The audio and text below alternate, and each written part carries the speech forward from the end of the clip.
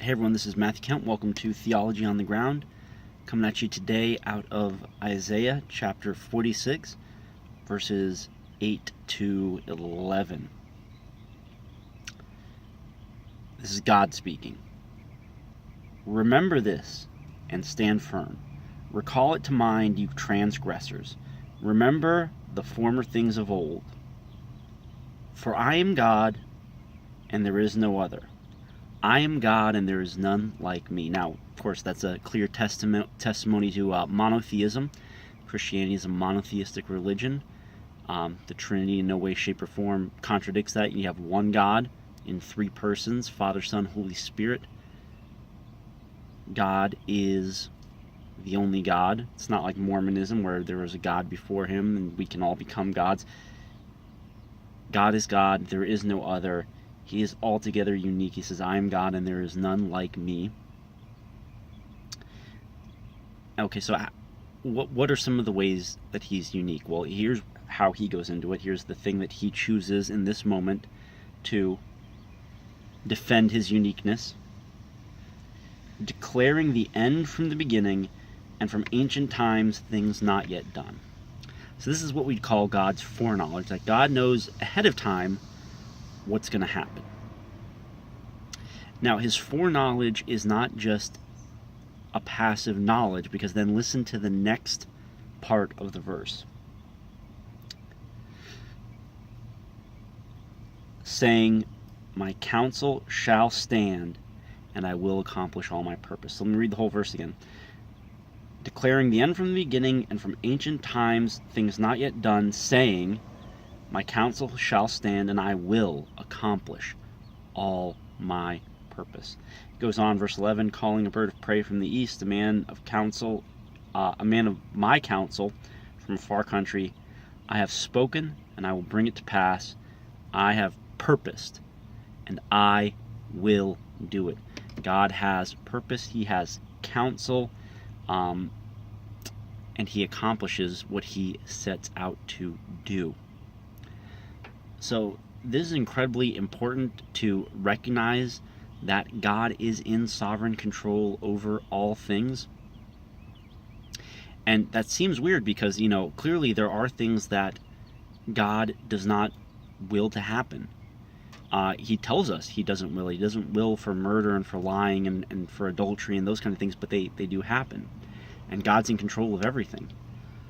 So, in a certain sense, there are two wills inside of God. There's a will of command, where he reveals to us in a more narrow sense what the state of affairs are that he enjoys, delights in, prefers, and we are obligated to behave in accordance with those desires of God. And then there's the will of decree. There's what he has decreed will happen. It's a broader sense, and it is it's the wide-angle lens view on everything, where he has a purpose to glorify himself, to display all of his attributes, and he is carrying it out. Now, it might seem surprising that, okay, well, God's willing and his emotional life are complex, but, that shouldn't be surprising anyway. Ask yourself this question. How is it possible for God to rejoice with those who rejoice and to weep with those who weep if they're both coming to him at the same time?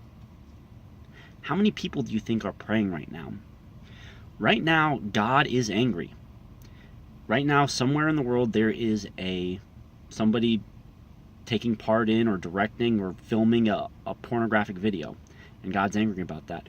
Right now, there's some poor backwards idiot, probably, who just backhanded his wife. There's some parent who just said a harsh word to their child. God's angry.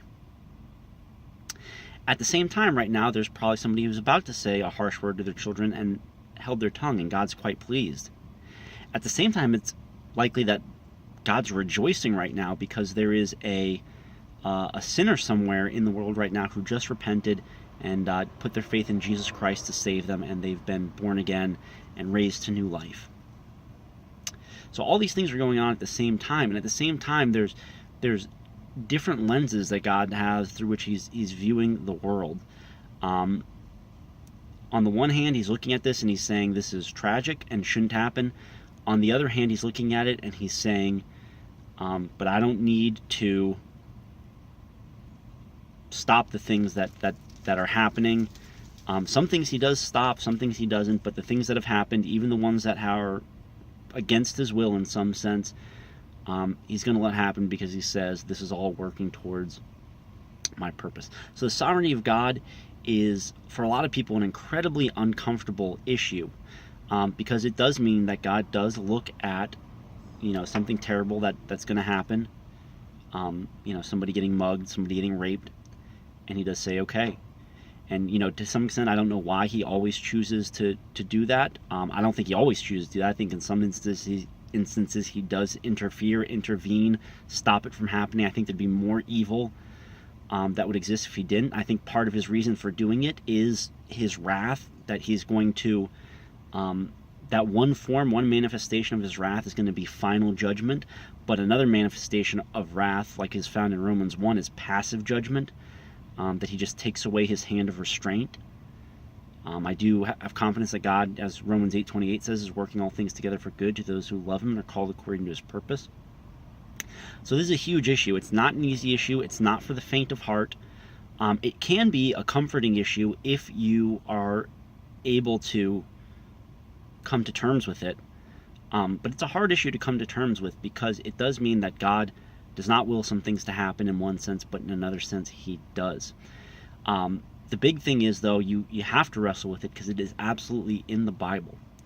So I hope I gave you some interesting things to think about today. Hopefully they blessed you. I've mentioned many times before, I often, in the days when I don't have something to read for my Bible in a year plan, come back to Isaiah chapters approximately 40 to 48, 49 or so, because they're so foundational for describing who God is and what he's like. So thank you so much for watching. If the Lord wills it, I'll see you guys again tomorrow.